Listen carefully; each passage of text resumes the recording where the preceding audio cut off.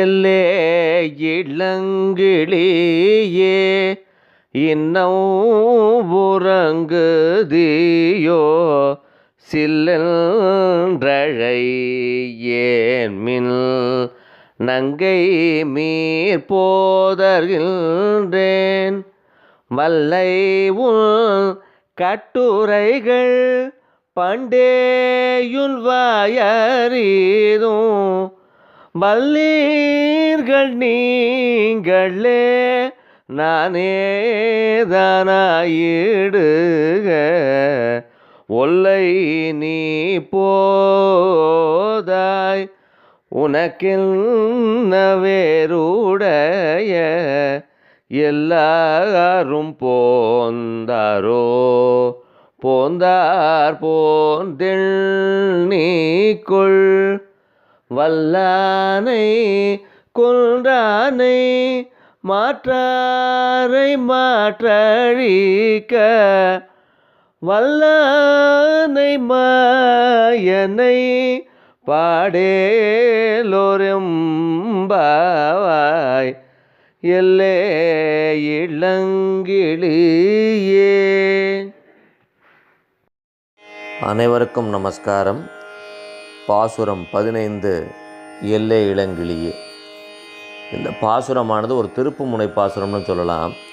இதுவரைக்கும் தோழி பெண்கள் அந்த தங்களுடைய தோழியானவள் உறங்கிக் கொண்டிருக்கும் தோழியானவளை எவ்வாறு எழுப்புவதற்கு முயற்சி செய்கின்றார்களோ அதை தான் பார்த்துருந்தோம்.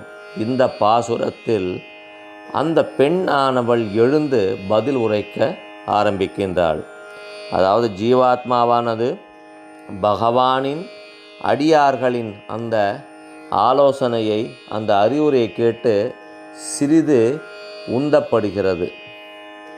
எப்போ ஒரு வழக்கமாக ஒரு நல்ல விஷயங்கள் கேட்டு ஒரு சத்சங்கத்துக்கு போகிறோம், ஒரு பஜனை மடத்திற்கு போகிறோம், ஒரு கோயில் நடக்கக்கூடிய சேவை காலத்திற்கு போகிறோம்.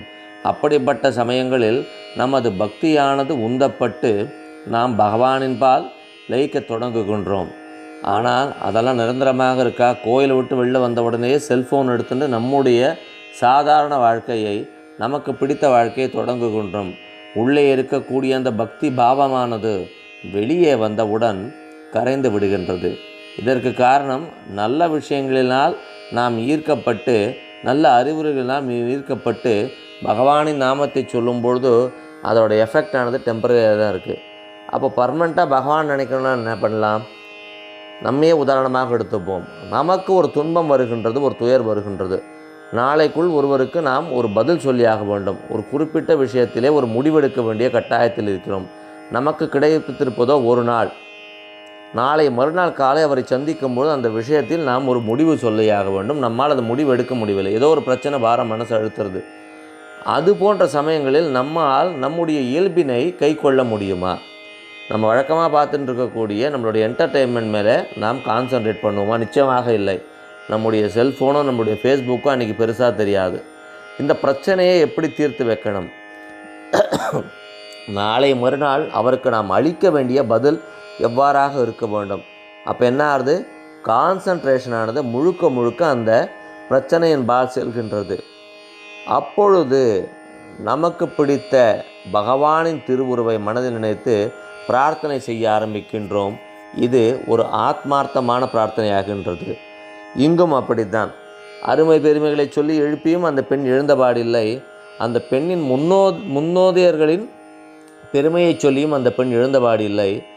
அப்படியும் கடைசியாக எழுந்து கொள்ளும் பொழுது அந்த பெண்ணை கடிந்து கொள்கிறார்கள். ஏனென்றால் இந்த நினைவு இருக்க வேண்டும். 30 நாளைக்கு இந்த கதை தொடரக்கூடாது. ஒவ்வொரு நாளும் அந்த பெண்ணை எழுப்பின்னு இருக்கக்கூடாது. அதனால் சிறிது கடுமையுடன் அந்த பெண்ணை உறங்கிக் கொண்டிருந்த பெண்ணினை சக தோழிகளானவர்கள் கூறுகின்றார். நீ என்ன அவ்வளோ உனக்கு சிறப்பு?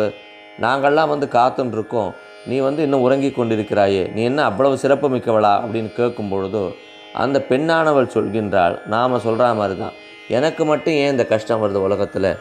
நம்ம யாரையுமே கம்பேர் பண்ணுறது இல்லை. கெட்ட விஷயங்களுக்கு, நல்ல விஷயங்களுக்கு மட்டும் கம்பேர் பண்ணுவோம். என் கூடவே தான் படித்தான், என்னோட தான் வேலை தேடினான், அவனுக்கு மட்டும் நல்ல வேலை கிடச்சிது, எனக்கு சரியான வேலை கிடைக்கல. நாங்கள் 2 பேரும் சின்ன வயசுலேருந்து ஒரே இடத்துல வளர்ந்தோம், ஒரே ஒரு ஸ்டேட்டஸில் தான் இருந்துகிட்டு இருந்தோம். ஆனால் இன்றைக்கி அவன் பிஎம்டபிள்யூவில் போகிறான், என்னால் ஒரு மாருதி 800 கூட வாங்க முடியலை. நல்ல விஷயங்களை நாம் கம்பேர் செய்கின்றோம், நல்ல விஷயங்களும் விருத்தியை கம்பேர் செய்கின்றோம். ஆனால் அவர்கள் படும் துயரை நாம் கம்பேர் பண்ணி பார்ப்பதில்லை. ஒருவருக்கு பார்த்திங்கன்னா பணத்தால் மிகப்பெரிய ஒரு வசதியானது ஏற்பட்டு கொண்டிருக்கும், இடத்தாலேயோ பணத்தாலேயோ அந்தஸ்தாலேயோ வசதி இருக்கும்.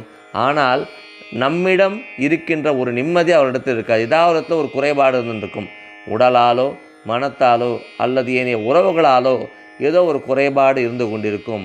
நாம் அதை பற்றி யோசிக்க மாட்டோம். நமக்கு தெரிந்தது, நமக்கு தேவையான விஷயம் நம்மிடத்தில் இல்லை, அவனிடத்தில் இருக்கின்றது. எனக்கு தேவை ஒரு பிஎம்டபிள்யூ கார், அது எங்கிட்ட இல்லை, அவங்ககிட்ட இருக்குது. ஆனால் அவனுக்கு தேவையான அந்த ஆரோக்கியமானது எங்கிட்ட இருக்குது, அவங்ககிட்ட இல்லை, எனக்கு அதை பற்றி கவலை இல்லை. இங்கும் அப்படித்தான் அந்த ப்ளேம் கேம் ஆனது ஸ்டார்ட் ஆகின்றது. அந்த எழுந்த அந்த பெண்ணானவள் சொல்கின்றால், நான் மட்டுமா எழுந்து இருக்கவில்லை, மிச்செல்லாம் வந்துட்டிங்களா, என்னை மட்டும் குறை சொல்கிறீங்களே, நீங்கள்லாம் வந்தாச்சா அப்படின்னு கேட்குறா. இதில் ஆண்டாள் உணர்த்துவது என்னவென்றால், இந்த ஜீவாத்மாவானது பகவானை நோக்கி உந்தப்படும் பொழுது, ஞானிகள் மகான்களின் வாக்கின் மூலமாக உந்தப்படும் பொழுது, கால சூழ்நிலையில் உந்தப்படும் பொழுது, அடடா பகவானை பற்றி நினைப்பதற்கு பகவான் நமக்கு ஒரு பிரச்சனை கொடுத்திருக்கின்றானே, இது பகவான் அவனை நோக்கி நம்மை அழைத்து கொண்டு செல்லும் ஒரு உபாயம். பகவானை நோக்கி நாம் செல்வதற்கு பகவான் ஏற்படுத்தி கொடுத்துருக்கும் ஒரு உபாயம் என்னாமல், எனக்கு இது சோதனையாக கொடுத்துருக்கியே, உன்னை எவ்வளோ சேவிச்சிருப்பேன் நான், ஏதோ இன்றைக்கி எழுந்துக்க மறந்துட்டேன், எனக்கு போய் இப்படி ஒரு சோதனையா அப்படின்னு பகவானை சாடாமல் பகவானிற்கு அப்பொழுதும் நன்றி தெரிவிக்க வேண்டும்.